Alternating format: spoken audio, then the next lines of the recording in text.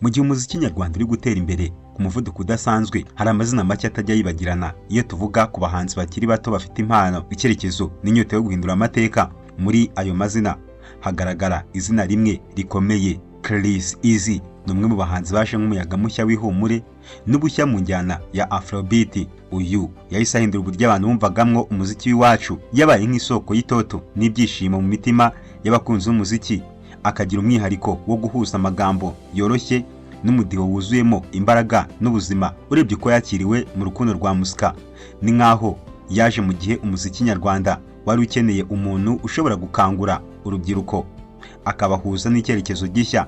Ibyo byatumye benshi bamufata nk'umwana w'ibihe bishya wihagazeho mu rwego rwe, ariko unarangwa n'ubupfura, imbaraga n'icyizere cy'ahazaza.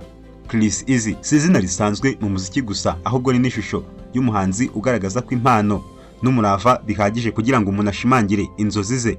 Uburyo yandika n'uburyo ahuza injyana zigezweho n'imibereho y'iki gihe byamugize umusore ugaragaza ko umuziki atari urusaku gusa, ahubwo ari ururimi rw'ubuzima. Ni muri urwo rwego uyu muhanzi akomeje kwibikaho amateka, atari mu gihugu cy'u Rwanda gusa, ahubwo no ku rwego mpuzamahanga. Uyu munsi izina Chriss Eazy ni ikimenyetso cy'ukuri, icyizere no guhanga ibintu bishya mu muziki w'u Rwanda. Ikaze mu kiganiro cyacu cya none cy'amateka. Njye nitwa Justin Mind Harerimana. Iyi ni Taratibu TV.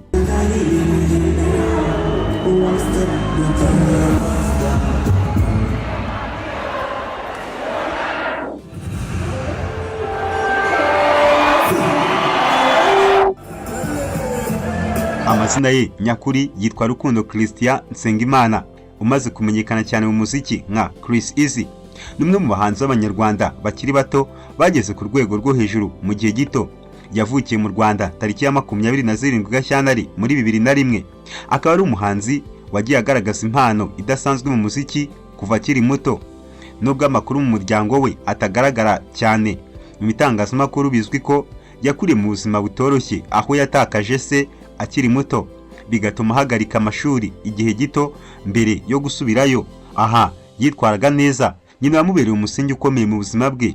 Yitabye Imana ku itariki ya 13 Kamena muri 2025. Bikaba ari bimwe mu bihe byamubabaje cyane mu rugendo rwe rw'ubuzima. Chriss Eazy yakuriye mu Rwanda kandi ibikorwa bye byinshi byatangiriye mu mujyi wa Kigali, aho yahereye yubaka izina rye mu muziki w'abato. Chriss Eazy yatangiye gukunda umuziki akiri muto, cyane cyane mu njyana ya hip hop.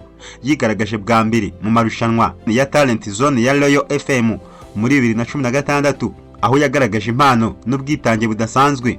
Mu rugendo rwe rwo gutangira yakoze mu itsinda ryitwaga Octagonizi, aho yakoranye na Beats, ndetse nyuma aza gufashwa n'itsinda ry'ubucuruzi n'imiyoborere y'abahanzi rizwi nka Git Business Group riyobowe na Junior Giti. Ubu bufatanye bwamufashije kubona inzira igaragara mu ruganda rw'umuziki. Indirimbo ye ya mbere yamenyekanye cyane ni Ese Urabizi, yaririmbwe mu njyana rap, yasohotse muri Gicurasi 2020. Iyi yamufunguriye amarembo y'ubwamamare. Nyuma yayo yagiye agaragara mu bitaramo bikomeye birimo icyabereye muri BK Arena kuwa 6 Kanama 2022, ndetse n'ibitaramo byabereye hanze y'igihugu nko muri Zambia muri Kanama 2023 no mu Bubiligi Ukuboza 2024.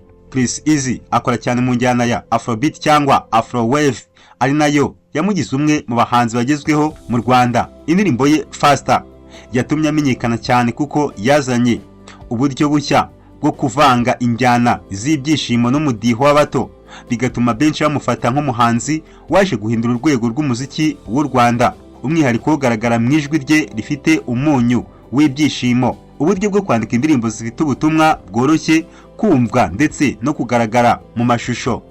Afite ireme ryo hejuru, nubwo ahanini ashimangira vibe y'imyidagaduro.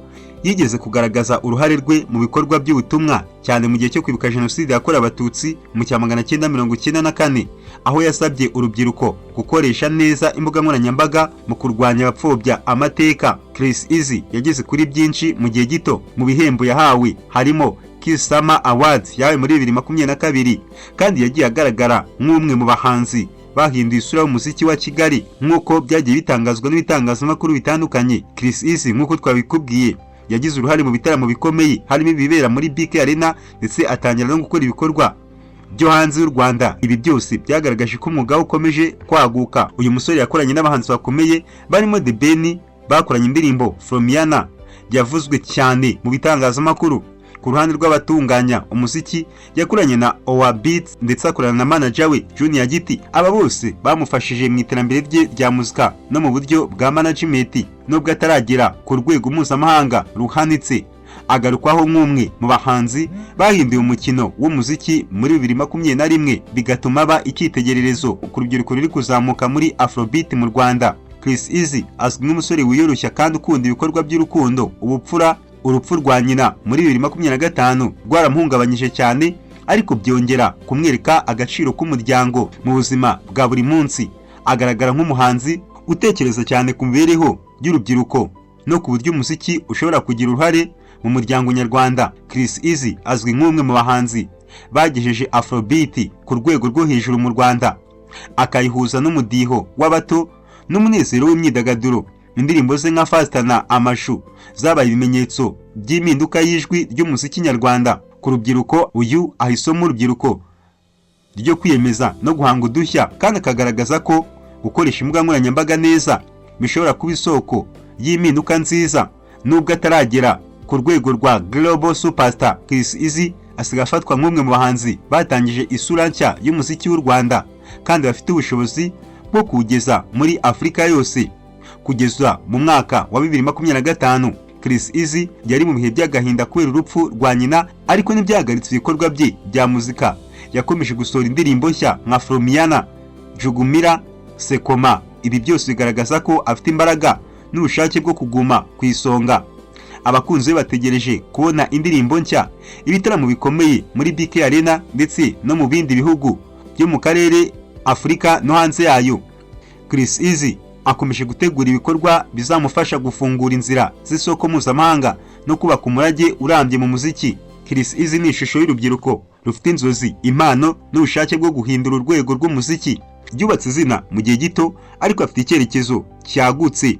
Mu gihe azakomeza gukora indirimbo zifite umwimerere n'ubutumwa bwubaka, azakomeza kuba umwe mu bahanzi b'abanyarwanda bazibukwa nk'abafunguye inzira nshya y'umuziki w'ubu.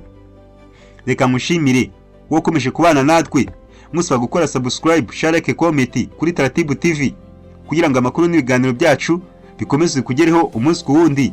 Nge nari Justin Mind ha Ririmana.